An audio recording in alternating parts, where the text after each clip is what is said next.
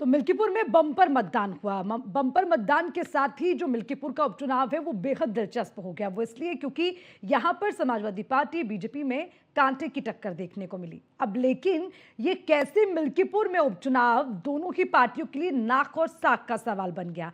इसीलिए and time पर दोनों ही पार्टी ने अपना अपना पूरा दमखम दिखाना शुरू कर दिया।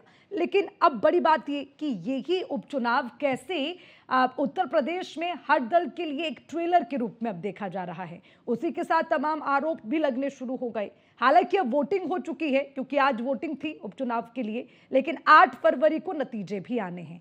8 फरवरी को नतीजे आएंगे, लेकिन उन नतीजों को आज ही जनता ने तय कर दिया कि आखिर किसके साथ चलना है। लेकिन इन सब के बीच जो हुआ, आज उसी पर करेंगे चर्चा।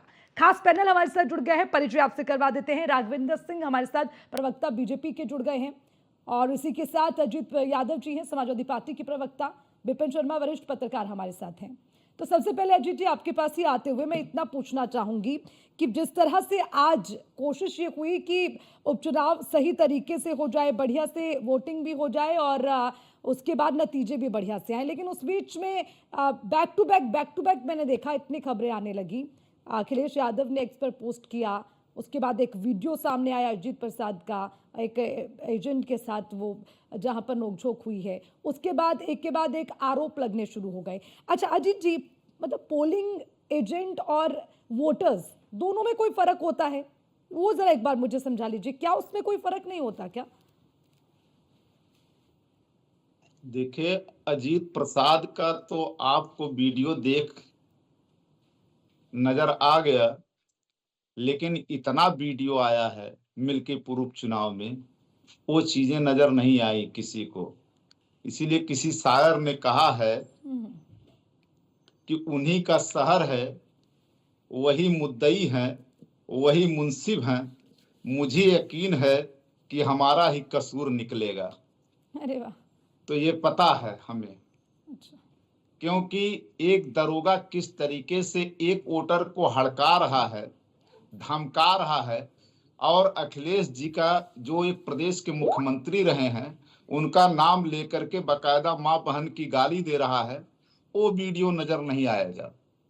और एक वोटर जो है वो कह रहा है कि हिंदू की सरकार है, 6 वोट मैं फर्जी मार के आ रहा हूं, और जो मतदान कर्मी है वहां पे पीठासीन अधिकारी हैं, सब भाजपा के लोग हैं, वो वीडियो नजर नहीं आएगा। रही बात, मान लीजिए ये तो आज की जितनी वीडियो आए, लेकिन आप 13 नवंबर को जब चुनाव था उसमें 9 सीटों पर चुनाव हुआ था। मिल्कीपुर का चुनाव टाला गया किन कारणों से, उस कारण का हल आज तक नहीं निकला। कहा गया कि केस है कोर्ट में, इसलिए जो है चुनाव को टाला गया।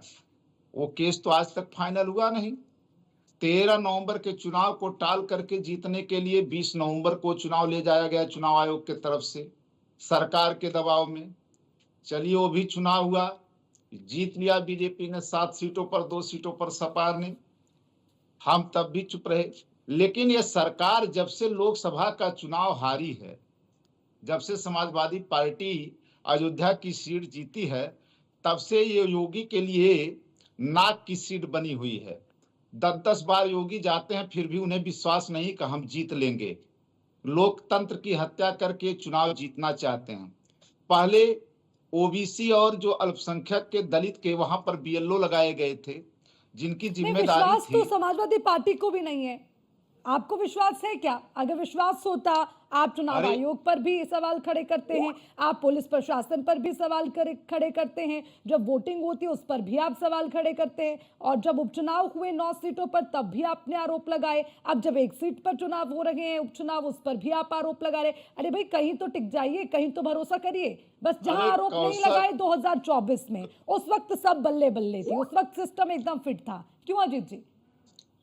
कौशल जी, जब बात बीच में कर रहे हो तो बात काट करके डाइवर्ट ना किया करें, मेरा डाइवर्ट निवेदन नहीं है। कर रही हूँ, आपको मैं मुद्दे पर मैं वापस ला रही नहीं हूँ। नहीं, मुद्दे जी। पर ही हम बोल रहे हैं, हाँ। मिल्कीपुर ही चुनाव पर बोल रहे हैं। हम महाकुंभ में नहीं जा रहे हैं कि किस तरीके से सनातनियों को और श्रद्धालुओं को रौंद करके मार करके आरोप लगाया गया है कि उसमें भी षड्यंत्र किया जा रहा है। हम उस पर नहीं जा रहे हैं, हम तो मिल्कीपुर पे बोल रहे हैं, उसमें अयोध्या भी पे। आपने आंकड़े नहीं तो ये बताए। बताइए, उसमें भी कर लो बात, ये उसमें भी दिक्कत नहीं है। पहले मिल्कीपुर पर आप जवाब दे दीजिए। मैं तो तभी बुलाती इसलिए हूँ कि आप रखें बात, कम से कम विपक्ष मजबूत अरे होगा तो तब तो ना बात बनेगी। बात बताइए। बात हाँ, बात तो रखने दीजिए, बोलिए बात बोलिए। रखने तो दीजिए। हम्म। मिल्कीपुर उपचुनाव में आपने वो वीडियो देखा कि नहीं देखा, ये बताइए, जो कह सब रहा है वीडियो कि आपके 6 वोट हम जी, हाँ, सब वीडियो चले देखा हैं। आपने? हाँ, बोलिए बोलिए बोलिए।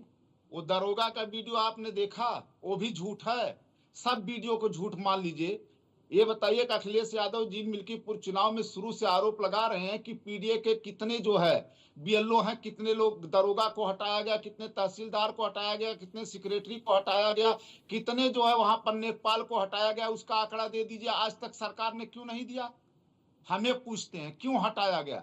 सरकार को विश्वास नहीं है लोकतंत्र पे, चुनाव अधिकारी पर सरकार को विश्वास नहीं है। विश्वास तो सरकार को नहीं है, उत्तर प्रदेश में योगी जी को विश्वास नहीं है, इसलिए वो अपने मातहत अधिकारियों को वहां पर रखना चाहते हैं, अपने मातहत कर्मचारियों को रखना चाहते हैं। किस तरीके से लोकतंत्र की हत्या करके वो चुनाव जीतना चाहते हैं, बेईमानी करके चुनाव जीतना चाहते हैं। हम तो चाहते हैं कि पारदर्शी ढंग से चुनाव हो, हम तो चाहते हैं कि ठीक है। ईमानदारी से चुनाव हो, लेकिन ये सरकार चाहती है किस तरीके से गुंडई करके, दंगा करके, लफंगई करके चुनाव जीतना चाहते हैं। ये राजविंदर एक जी, मुख्यमंत्री की राजविंदर जी, भाषा होती ठीक है। है, ठीक है, वो कहते हैं ठीक कि है। काजी और पाजी हैं समाजवादी पार्टी के लोग, गुंडे हैं।